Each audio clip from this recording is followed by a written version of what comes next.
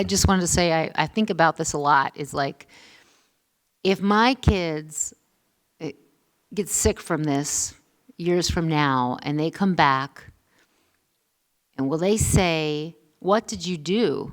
Did you know?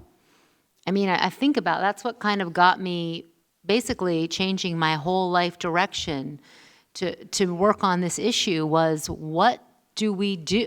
Wait, I was like, hold on.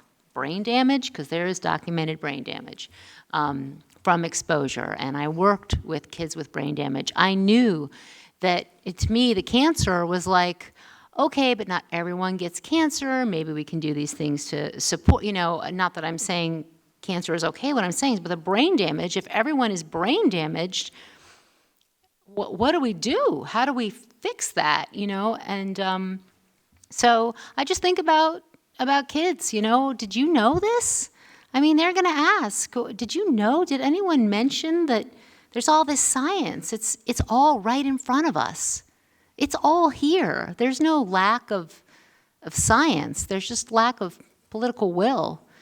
And when the history books are written, what were you doing?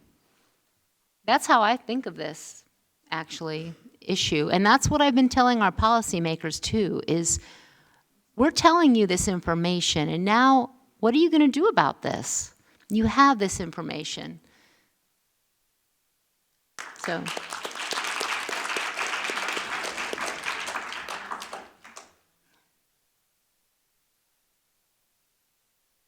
My feeling is very similar to what you're saying. We are the ones that need to put the pressure on.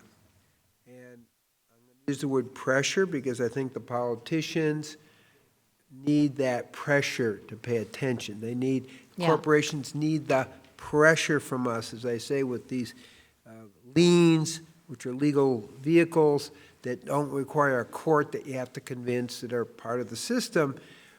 We can put pressure on, but we have to do it. So what's key here is simply making that decision that this is urgent and we have to go for it. And the question is, well, if you knew, why didn't you do something? Well, now you know. So everyone here is part of, I know, therefore I must do.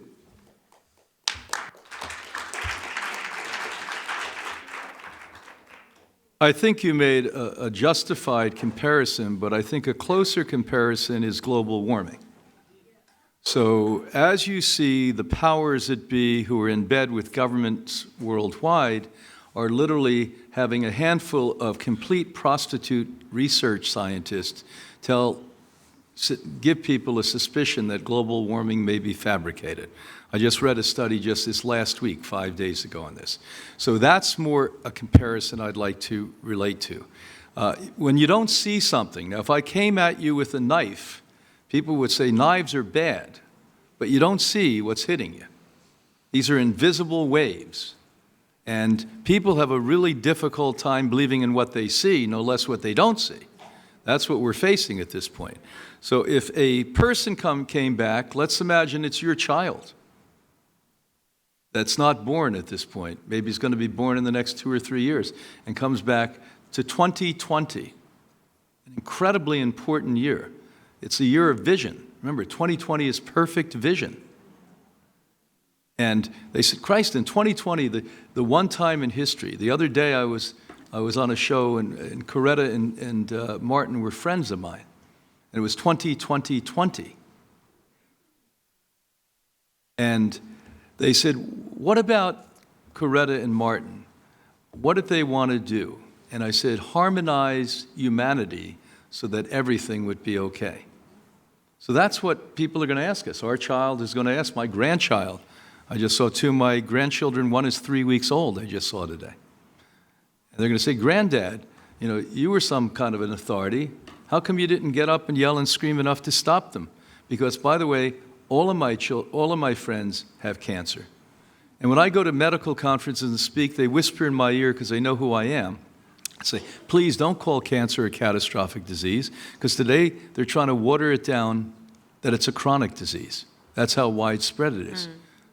On 2 occasions, they asked me not to call a catastrophic disease a catastrophic disease, and I said, if you want me to go out and speak, I'm on the schedule here, I'll go out. If you don't want me to say what I'm here to say, I won't go out. So find somebody else to substitute. That's what people need to do.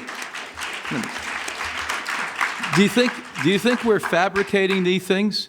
Do you think we came here tonight to make things up? Are we a comedy routine, or are we serious people that are trying to save your ass and everyone else's ass? That's a real question we have here. And the later is true. And you've got to have enough courage to want to save your own butt.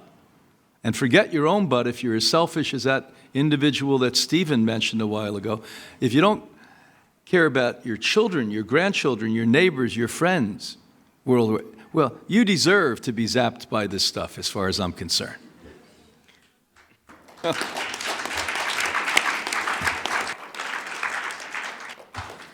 When you asked the question, Steve, engendered in my mind was I was a reporter looking back 20 or 30 years, and because I'm optimistic, I truly believe we're going to raise and we're going to fix it.